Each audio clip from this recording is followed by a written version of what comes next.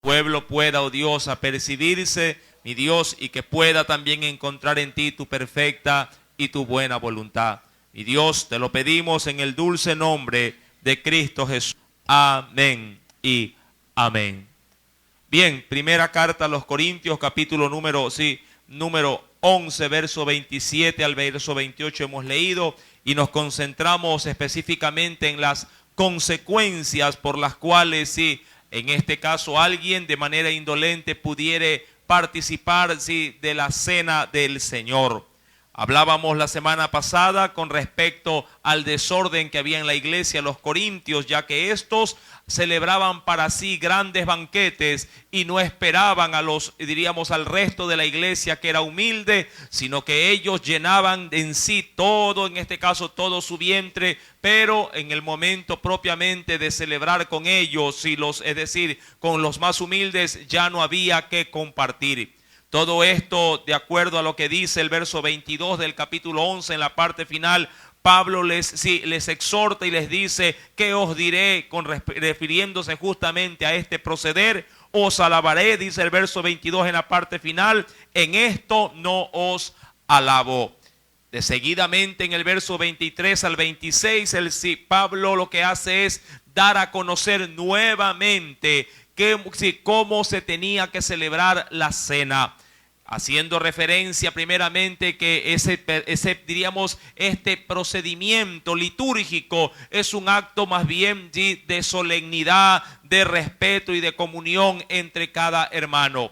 Ahora bien, ¿qué sucedería si alguien participa de la cena, diríamos, de una manera desaprobada por Dios? Antes de adentrarnos en este pasaje bíblico, es necesario entender que este texto no es que quiere dejar afuera a la iglesia para que no participe de la cena.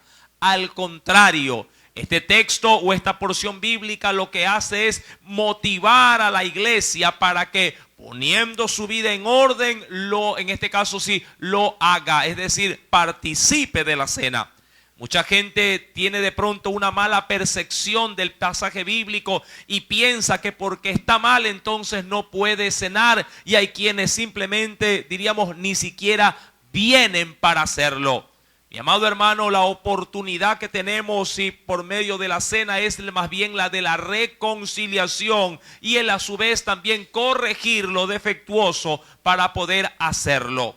Cuando vamos, y es necesario meditar también en esta misma porción, pero en una traducción de la palabra de Dios para todos, en el mismo versículo número 27, leo lo que dice la parte obviamente inicial, de una manera transliterada, claro está por la versión. Dice: entonces si alguien come el pan y bebe, dice ahí, de la copa de una manera que no va de acuerdo con su verdadero significado, estará cometiendo, dice, un pecado contra el cuerpo y la sangre del Señor. Y añade en el verso 28, por eso cada uno debe examinarse a sí mismo antes de comer el pan o beber de la copa. Cuando vamos por favor al verso 28, yo necesito que usted lea conmigo ese texto, y dice en el versículo 28, por tanto, pruébese, dice ahí, cada uno a sí mismo. Amado hermano, el verbo probar viene en este caso del idioma, como usted ya lo sabe, griego, en su etimología, de un término conocido como dokimazo, con K, dokimazo. Ese término dokimazo significa probar, pero se queda corto en el idioma español, pero en el griego no. Este término dokimazo o probarse significa probarse con el fin de, en este caso, estar aceptable, o valga la redundancia, de estar aprobado.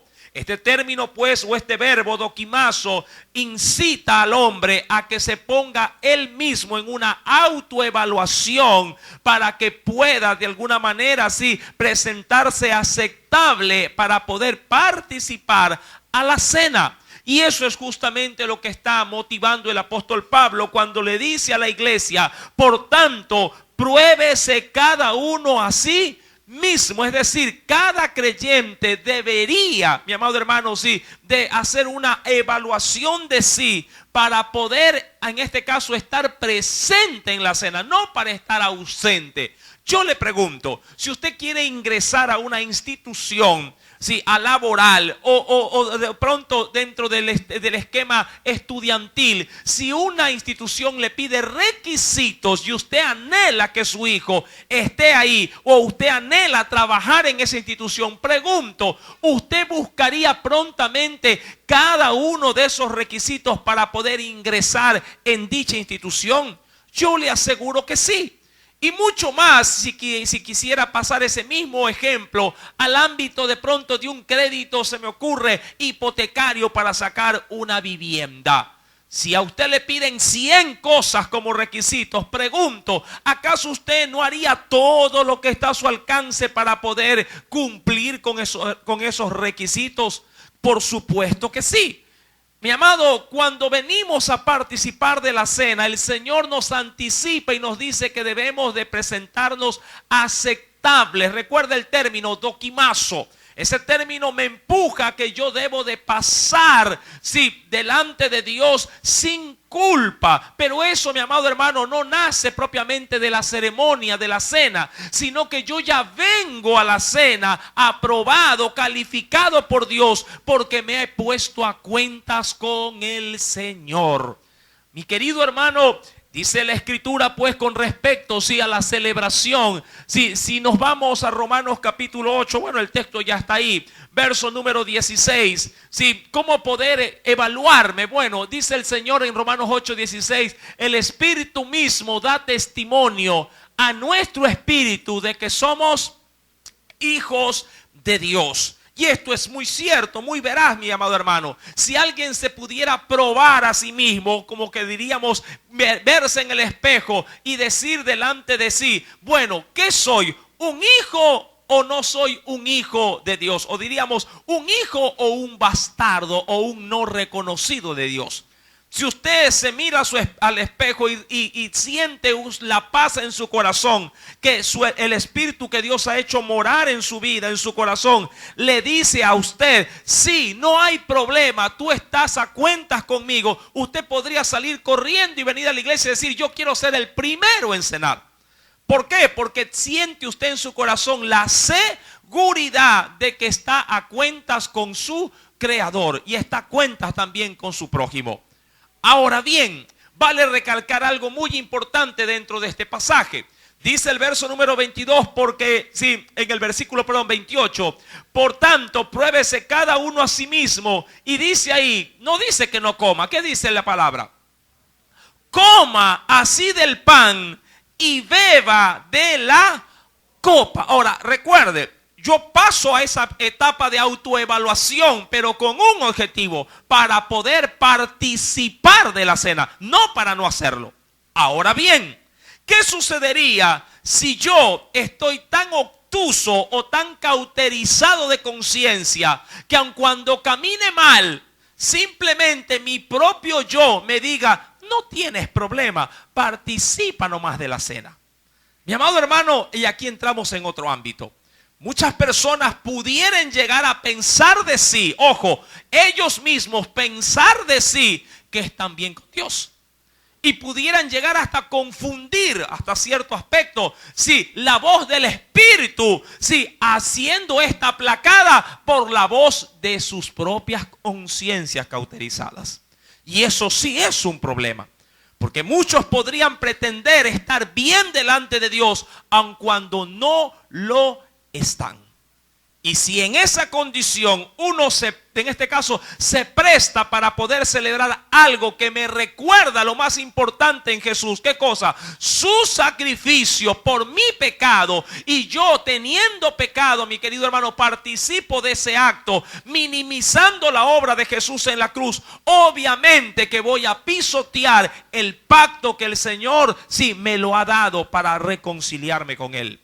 Mi amado hermano, pues dice el versículo número 29, porque el que come, ahora bien, aquel que obviamente no ha pasado esa autoevaluación o ese término como lo mencioné que era doquimazo, porque el que come y bebe, pero aquí está diríamos el calificativo, indignamente. Ahora, ¿qué dice en la versión anterior que la pasé para leerla?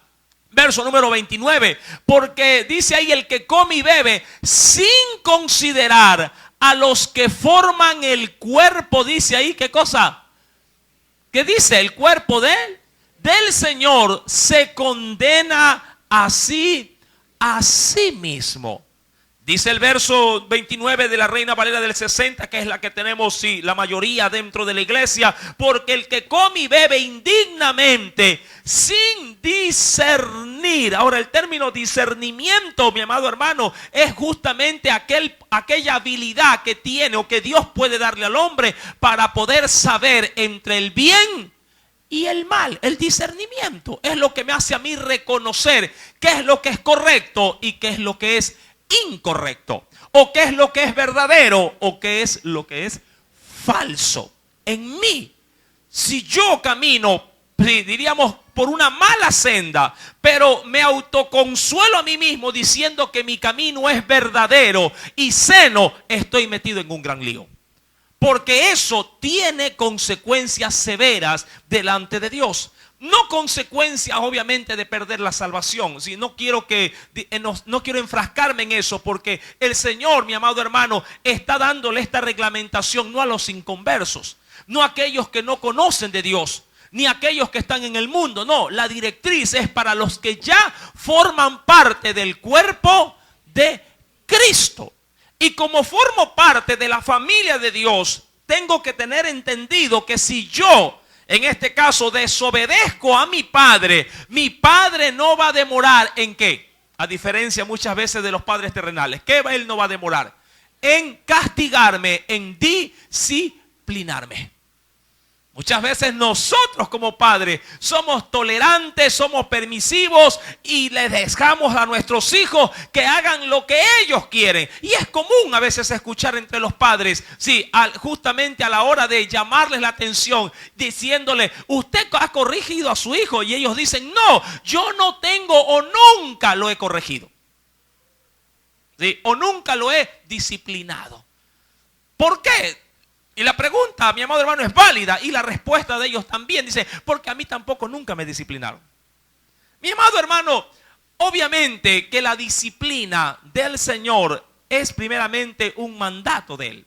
Y en esta noche lo vamos a ver, sí, diríamos un poquito más adelante, antes de adentrarme en el versículo, sí, número 29. Dice pues, acompáñeme por favor, porque el que come y bebe indignamente, sin discernir, recuerda el término, el cuerpo del Señor. Ahora bien, ¿qué se nos hace en nosotros la cena? Ya no es una bendición, ya no es una celebración de fe, de comunión, sino más bien, ¿de qué dice la Escritura? De juicio. Ahora, ese juicio no es el juicio eterno, sino que es el juicio, podríamos decir, de corrección de Dios. ¿Para quién? Para los suyos, para sus hijos, por celebrar o por participar, diríamos así, de un alimento, si lo quiero ver de manera muy práctica, con las manos o con el corazón sucio. Pregunto, si su hijo se sube a la mesa, a su silla, sí, y participa del almuerzo que usted le ha preparado con las manos sucias, pregunto, ¿usted qué hace de manera inmediata? ¿Qué hace? ¿A dónde lo envía? Primeramente le llama la atención y luego lo envía ¿a dónde? A lavarse las manos. ¿Verdad que es así? Pregunto, ¿y si su hijo le dice no quiero? A ver, los que no tienen la costumbre de disciplinar, ¿qué hace si no quieren? A ver, los que no tienen, ojo, los que no tienen la costumbre de disciplinar, ¿qué hacen si dicen no quiero? ¿Qué hace usted? Lo amonesta, pero ¿de qué manera? Verbal, ¿verdad? Y si dijo, no, pero no quiero, yo quiero comer así, ¿qué hace? ¿Ah? ¿Qué hace usted?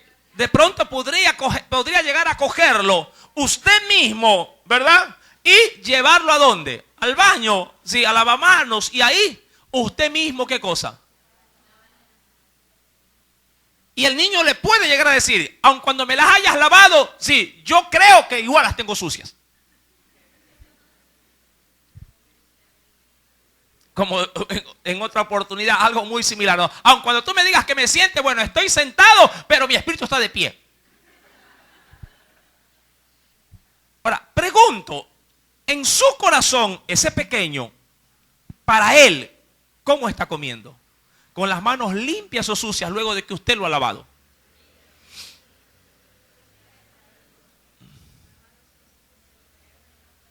Él nunca quiso lavárselas. De hecho, aun cuando usted lo lavó, igual él, si para él, si esta situación es totalmente opuesta, es incómoda. Y come, participa.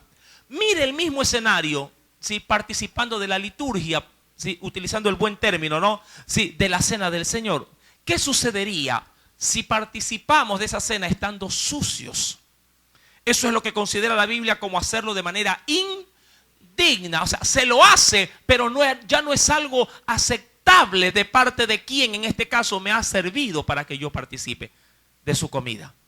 Porque al hacerlo, aun cuando puedo venir muy oloroso, puedo venir muy limpio, puedo venir inclusive vestido de manera reluciente, si mi corazón no está emblanquecido por la sangre de Jesús, al yo haberme probado, recuerde esto, haberme autocalificado ante Dios y pasado obviamente esa prueba y decir, Señor, no tienes nada que perdonar porque me veo limpio delante de tu presencia. Mi amado hermano, si yo estoy así delante de Dios, no hay problema, pero si soy lo opuesto, entonces me meto en camisa de 11 varas con Dios. Porque el Señor, a diferencia de ciertos papitos que no les gusta disciplinar, el Señor sí disciplina. La Biblia dice que como juicio, y ese juicio va a provocar una reacción de Dios para mi vida. ¿Cómo así? Cuando voy, por favor, al versículo número 30, dice la palabra, por lo cual, es decir, en consecuencia, ¿sí? ¿En consecuencia de qué? De haber en este caso participado de un acto tan sagrado, pero con un corazón sucio o no limpio. Por lo cual hay muchos, y mire, le habla a la iglesia, no le habla al inconverso, no le habla al no creyente, le habla a los que participan de qué cosa? De la cena del Señor. Ahora, cuidado, se confunde. Si usted está enfermo a consecuencia, ojo, de haber en este caso quebrantado esta disposición bíblica, así venga el pastor y le ore y le imponga las manos, usted va a seguir enfermo. Porque cuando Dios se está disciplinando, amado hermano, no hay hombre que pueda quitar la disciplina del Señor.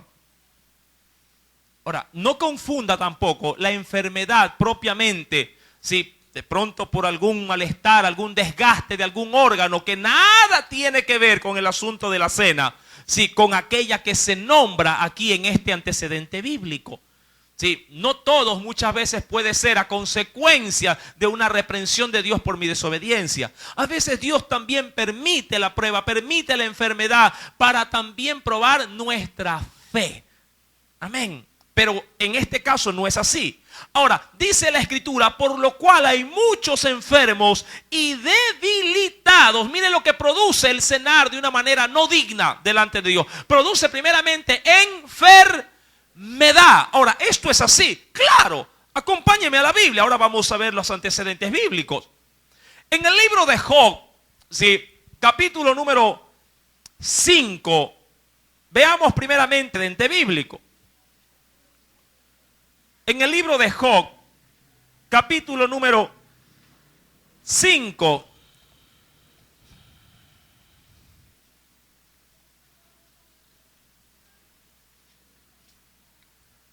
mire cómo Job miraba la disciplina del Señor. Yo no sé cómo usted la mira, pero hay que conocer o hay que saber que nuestro Dios nos ama, pero también cuando nos reprende, sí, yo creo que nos ama más. Job capítulo número 5, ¿lo encontró? Verso número 17. Léalo por favor conmigo. Job 5, 17. He aquí, bienaventurado, muy favorecido, muy bendecido, es el hombre a quien Dios, ¿qué dice ahí? A quien Dios castiga Es decir, a quien Dios le hace caer su reprensión. Y dice más adelante, por tanto, no menosprecies la corrección. Y aquí está el asunto. ¿Para qué Dios me castiga? ¿O por qué causa Dios me castiga? Para corregirme. Eso significa que no ando bien o no ando tan derecho como Él quisiera que yo camine. Dios, mi amado hermano, infringe también su castigo, su juicio delante de sus hijos, pero lo hace con una finalidad: poder corregirme. Ahora, si Dios aplica esa fórmula en sus hijos, siendo Él el Dios conocido como el Dios de amor, ¿cuántos saben que Dios es amor? En esencia Dios es amor, pero el amor de Dios no me solapa. ¿Sí? El amor de Dios, vuelvo y repito, si no me solapa, no me tapa, sí, mi falta. No, Él no se hace el de la vista ciega. Y también el amor de Dios no hace acepción tampoco de personas. Dios, así como disciplina al perverso, al malo, sí, aquel que no le conoce, también disciplina al que ya le conoce. Porque Dios sabe que aun cuando le conozco, sigo siendo un hombre imperfecto que necesita ser moldeado a su imagen, a su semejanza.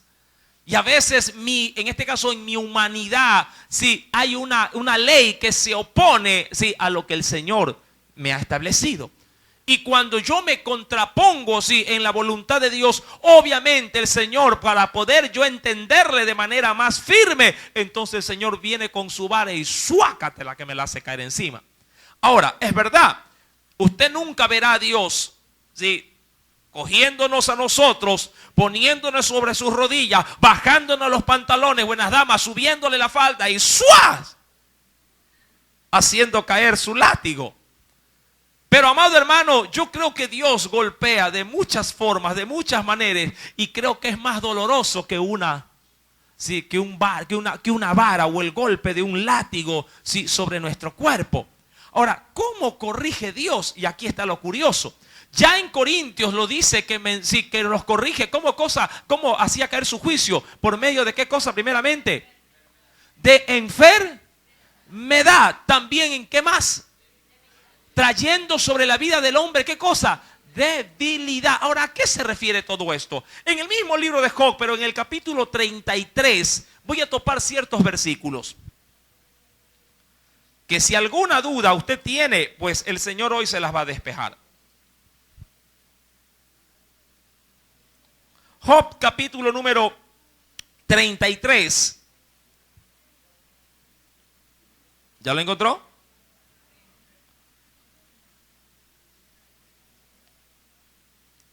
Versículo 13 y 14. Luego me salto otros versículos, sí, del mismo capítulo. Versículo 13 y 14. Mire que estamos hablando de la disciplina de Dios, ¿sí? Que la hemos desprendido con respecto a la cena del Señor para con su pueblo. ¿Ya lo tiene?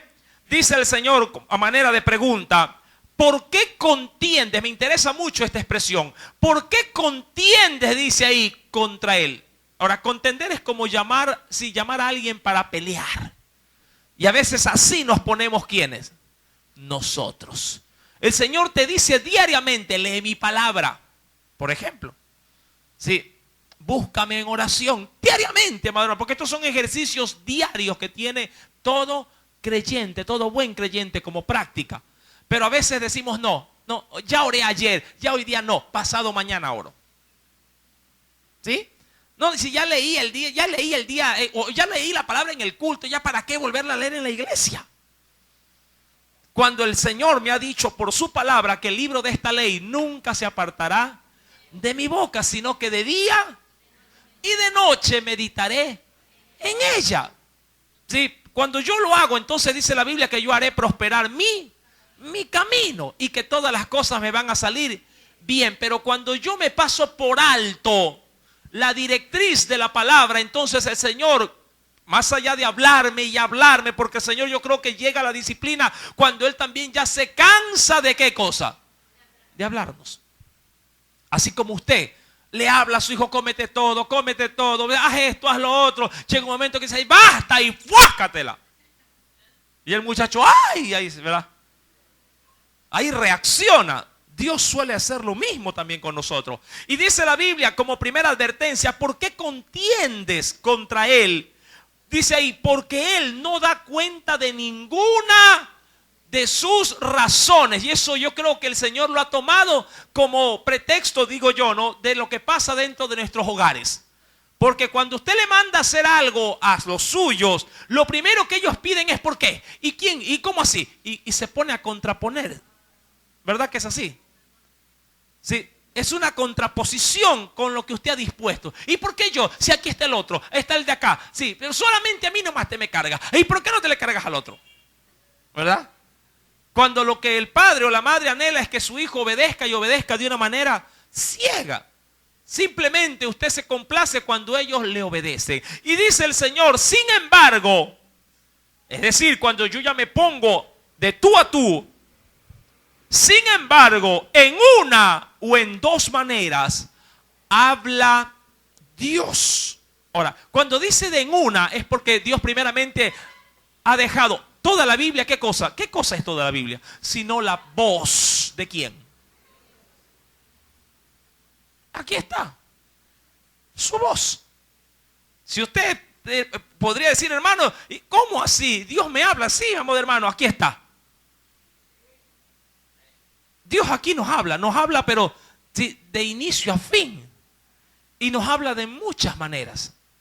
Dios ha agotado su voz, sí, por medio de la palabra. Ahí está, para poder encontrar de primera, sí, su voz.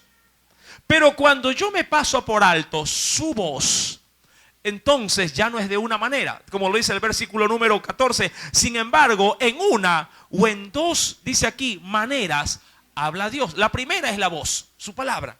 Pero la segunda es su reprensión. Ahora, ¿cómo eso se lo certifica? Si me acompaña, por favor, mira lo que dice el Señor en el versículo número 19. Y aquí está el punto. También sobre su cama es castigado. Ahora, aquí está hablando, mi amado hermano, el Señor en la forma en la que Él puede también llegar a darnos su corrección.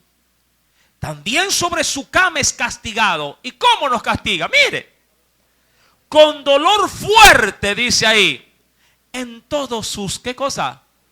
Ahora, ojo, no vaya de alguna manera a encontrar algún despropósito en la Biblia. Dios puede valerse de cualquier cosa para castigarnos de esta manera. Usted y la ciencia le podrá llamar chikungunya. Ahora es el nuevo que ha salido, el Zika, ¿no?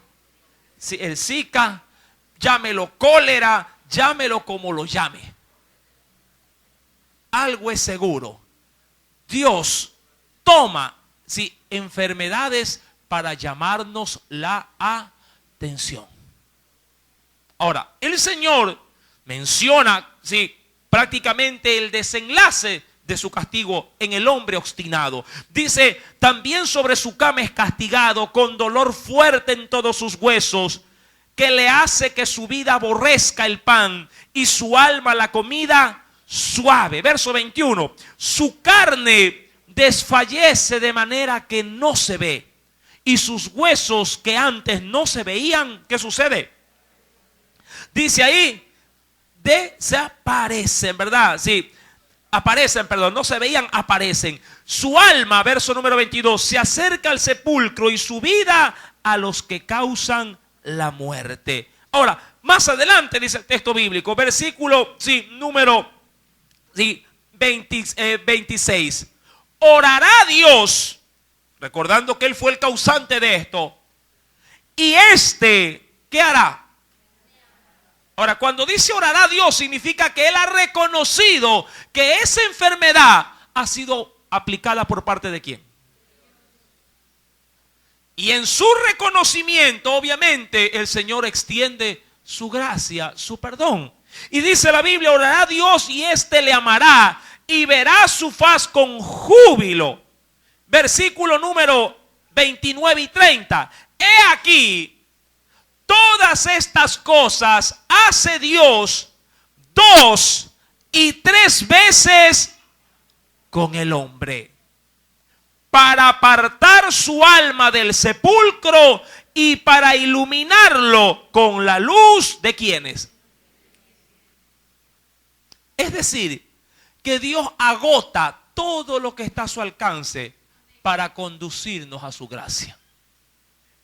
Ahora, venga por favor, retorne conmigo.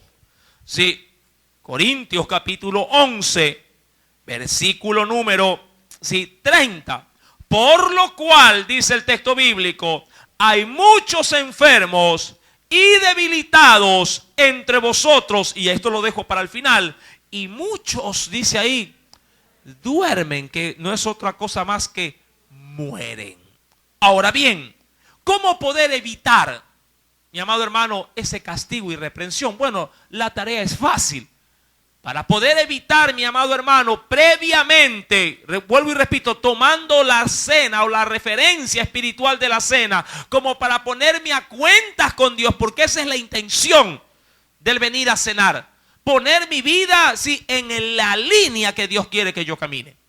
Mi querido hermano, si ando mal, ¿qué debo de hacer? Bueno, lo que hace todo creyente, que es consciente de que él es, sí, imperfecto y que Dios obviamente es perfecto. Dice en el Salmo 139, versos 23 y 24, que dice: examíname, oh Dios, y conoce mi corazón. Pruébame y conoce mis pensamientos. Y ve si hay en mí camino de perversidad y guíame en el camino recto. ¿Qué debo de hacer si ando mal? Pedirle a Dios primeramente que sea Él quien pueda escudriñar mi corazón, no yo, Él. Porque si lo hago yo, puedo caer en el error de que yo mismo me apruebe, de que yo mismo me acepte, sí, de manera perfecta, siendo imperfecto. Algo recomendable, sobre todo en el hogar. Pregúntele, porque esto va de mutua comunión aún entre hermanos y aún entre la familia. Pregúntele usted, por ejemplo, esposo, pregúntele a su esposa: mi amor, dígale, sí, ¿cómo he caminado este último tiempo? ¿Estoy bien? ¿Cómo piensas tú que me estoy? ¿O debo de ajustar, debo de corregir algo? Y ella le sabrá decir una larga lista de todo lo que se le falta. Yo creo que dentro del hogar está una preciosa plataforma de soporte como para podernos ayudar a saber si estamos o no estamos conforme a la voluntad del Señor. No que, mi amado hermano, seamos imperfectos. No somos imperfectos, no somos perfección, somos imperfectos. Pero de eso, amado hermano, a tener pecado, ya eso es otra cosa.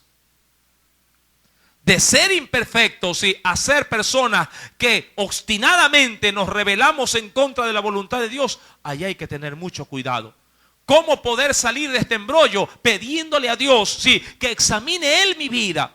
Debemos de reconocer, mi querido hermano, que hay dos pasos sencillos y son de hecho los pasos para la salvación de un perdido. Primeramente, examinar, como lo dice Salmos 26, verso 2, escudriñame, oh Jehová, y pruébame, examina, dice ahí, mis íntimos pensamientos y mi corazón. Y una vez que el Señor me ha dado a conocer lo que hay dentro de mí, que obviamente está mal, ¿qué debo de buscar? Su perdón. Su perdón, mi amado hermano. Es necesario, he cogido mucho de los salmos con respecto a esto. Ten piedad, decía el salmista, ¿verdad, David? Ten piedad de mí, oh Dios, conforme a tu misericordia, conforme a la multitud de tus piedades. Borra mis rebeliones, lávame más y más de mi maldad y límpiame, dice ahí, de mi pecado. Y con respecto al corazón, ¿qué le pide el salmista? Que cree en Él un corazón limpio, ¿verdad? Crea en mí, oh Dios, un corazón limpio y renueva un espíritu recto dentro de mí. Mire, son procedimientos obviamente sencillos, pero lo que Dios no nos quiere es que vengamos y de manera sucia participemos de algo tan puro. Amén. La cena debe de ser visto, vuelvo y repito, como una oportunidad para poder reafirmar mi vida en Cristo Jesús y seguir siendo ese instrumento que Dios puede usar en cualquier momento. A veces es un poquito contradictorio, más allá del temor y de pronto de la, diríamos, del encuentro de un mundo espiritual, sobrenatural. Estoy hablándole, mi amado hermano, cuando a veces se nos llama pidiéndonos asistencia para ir a expulsar un demonio. ¿Por qué digo este ejemplo? Porque a veces caminamos tan chueco, tan mal, que para la cena decimos no. Pero cuando nos llaman para cosas que a la verdad hay un alto riesgo de que se nos pueda meter, digo yo, un bicho de esto. Hay gente que es lanzada y dice, va, yo voy.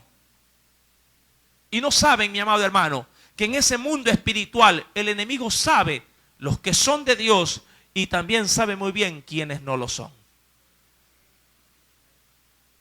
Hay otros que son un poquito más conscientes y dicen, no, yo no estoy apto para ir a echar fuera demonios. Pero eso no implica de que Dios sí quiere que te mantengas así. Dios anhela que toda su iglesia, que forma parte del cuerpo del Señor, esté siempre bien con las demás partes de su cuerpo.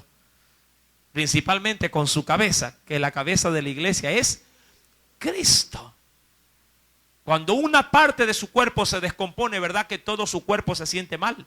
Así sea la última uña del último dedo gordo de su pie. Si él está, ¿verdad?, con una carnosidad, con una ampolla, está de pronto con un uñero, todo su cuerpo se descompone. ¿Verdad que es así? Basta que le caiga una gota de aceite hirviendo en la piel, no importa dónde le caiga, todo su cuerpo grita y se descompone. ¿Verdad que es así? Mi amado hermano, la Escritura pues nos insta a buscar siempre de su perdón, de su restauración.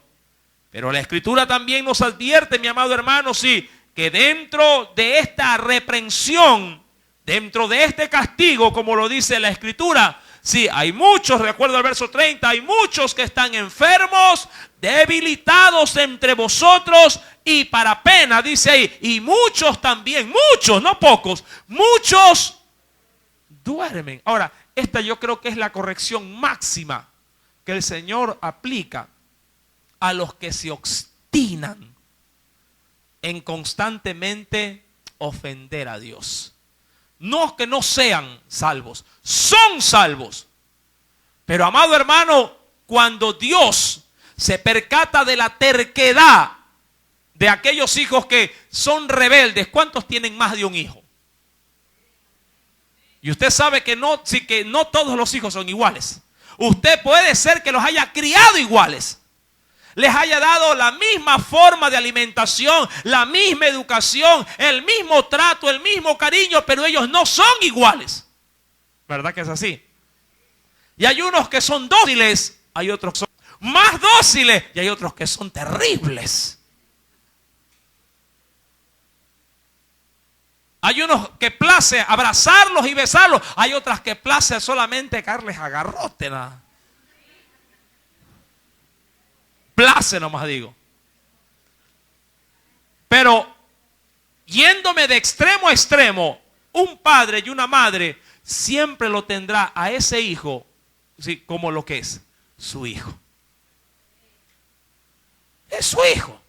¿Verdad que es así? Puede ser, sí, en este caso el muchacho más obstinado, pero sigue siendo su hijo. Puede ser el muchacho más ameno, más abierto, sí, más dócil, y es su hijo. Mi amado hermano, y esta última acción disciplinaria obviamente puede ser muy dolorosa. Yo diría que es considerada como la disciplina, sí, correctiva en cuanto a lo que es la enfermedad y la debilidad que puede el Señor enviar sobre muchos, pero también está la disciplina quirúrgica, que es donde Dios tiene que cortar. ¿Cuándo Dios podría emplear una disciplina quirúrgica?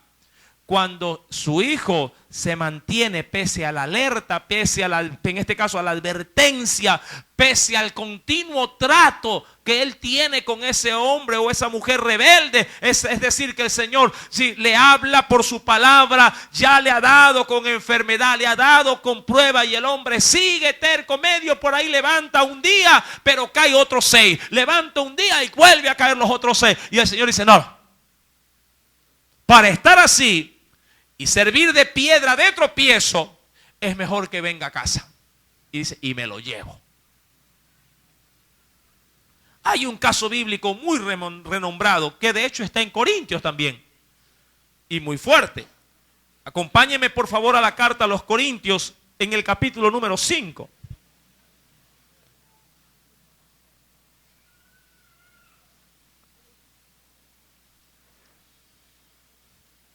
Primera epístola o carta a los Corintios,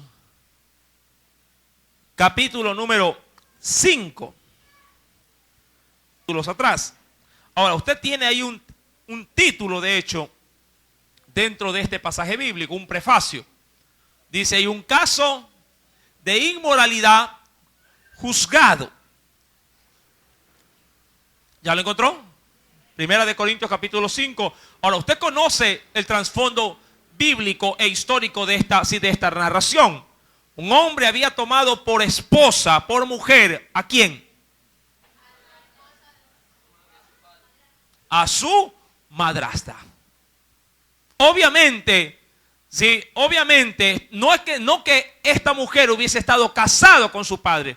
Sí, por alguna situación, sí, pudo haber sido, esta mujer pudo haber sido, mi amado hermano, viuda, como pudo haber sido también, sí, en este caso, una mujer que ya estaba separada de su marido, en este caso, del papá de quien la tomó. Dice la escritura, lo leo porque quiero llegar al versículo números 4 al 6, sí, pero voy a leer desde el verso 1.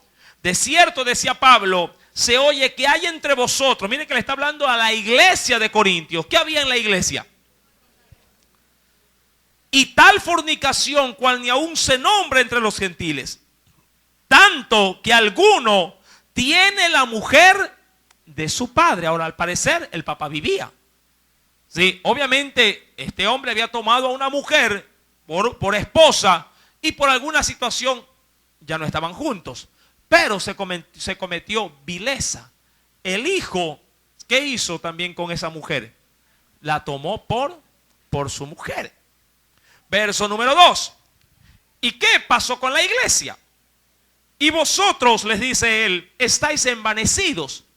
¿No deberíais más bien haberos lamentado para que fuese quitado de en medio de vosotros el que cometió tal acción?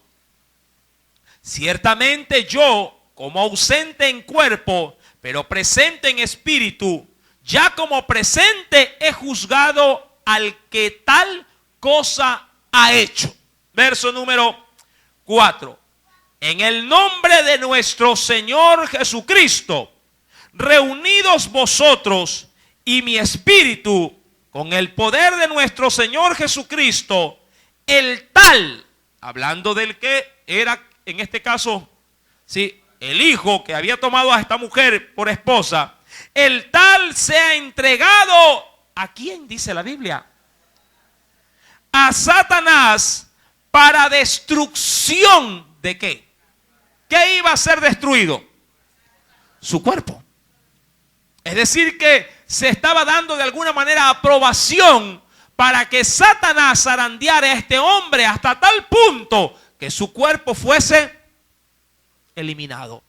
Mira, versículo número 5. El tal se ha entregado a Satanás para destrucción de la carne, pero mira, a fin de que el espíritu de él, obviamente, sea qué cosa, mi amado hermano. ¿Por qué, diría usted, este hombre con ese pecado pudo alcanzar o se le dio esperanza de qué cosa al final? De salvación. Porque primeramente para Dios no hay pecado grave. No hay pecado grave. Para Dios todo pecado confesado, cuando uno se arrepiente de corazón, todo pecado es perdonado. Yo entiendo que los pecados fuera de la iglesia, diríamos, suelen ser como que más comprensibles o aceptables. No así cuando se peca ya conociendo de quién, de Dios. Esos pudieran ser, diríamos, mayormente señalados, mayormente condenables, porque se sobreentiende que una vez que yo he venido a la luz del Evangelio, sí, este tipo de pecados deberían de caminar muy lejos de mí. El problema es que los hombres, en este caso, descuidan su vida de oración, descuidan, en este caso, su intimidad con Cristo, y obviamente son nuevamente puertas abiertas para volver a revolcarse en la suciedad del pecado. Mas, sin embargo, si de ahí levantan cabeza y se arrepienten, vuelven a alcanzar la gracia del Señor. En el caso de este hombre, dice la Biblia, en el verso número 6, el tal se ha entregado a Satanás para destrucción de la carne, a fin de que el espíritu sea salvo en el día de ¿quién? Del Señor Jesús. Mi amado, no es de extrañar, si nos vamos al capítulo 11, que es el texto que hemos tomado como referencia de estudio en esta noche, no es de extrañar, mi querido hermano, que el Señor aplique una disciplina tan severa en aquellos que son obstinados en continuar viviendo luego de conocer al Señor, en sus pecados. Si bien es cierto, usted no me dejará mentir, hay muchos, mi amado hermano, que reciben a Cristo y mantienen, diríamos, su comunión de salvación, pero nadie les quita la muerte como castigo a consecuencia de sus malas obras. El cuerpo, diríamos así, sufrirá las consecuencias de mi rebelión con Dios. Mi querido hermano, dice pues el Señor en el verso 31 para concluir: si pues nos examinásemos a nosotros mismos, ¿qué lograríamos si realmente hacemos conciencia de nuestra buena conducta ante Dios? No seríamos juzgados. Mas, siendo juzgados, somos castigados por el Señor. ¿Para qué? Para que no seamos condenados ¿con quién? Es decir, que el Señor aplicará la sanción, pero ¿para qué? Para podernos restaurar y no, mi amado hermano, sufrir la pena, en este caso de la desgracia eterna, juntamente con los incrédulos. Y dice el Señor en el verso 33, así que, hermanos míos, ya hablándole a los corintianos, cuando os reunís a comer, ¿qué es lo que dice ahí el Señor? Esperaos unos a otros. Si alguno tuviere hambre, coma en su casa, para que no os reunáis para juicio. Las demás cosas las pondré, dice, en orden cuando yo fuere. Amén. Amado hermano, espero en Dios que el Señor haya hablado a su corazón y usted aproveche la oportunidad de que cuando se celebre la cena, su vida esté debidamente alineada a las directrices de la palabra del Señor. Amén. No espere la disciplina. Oiga mejor su voz y acérquese como ese niño que ama y es obediente a su padre. Amén. El Señor sea glorificado en todo momento. Aleluya. Gloria a Jesús. La próxima semana, si así Dios lo permite, estaremos viendo uno de los más hermosos también de Corintios, como lo es acerca de los dones del Espíritu Santo. Amén. Será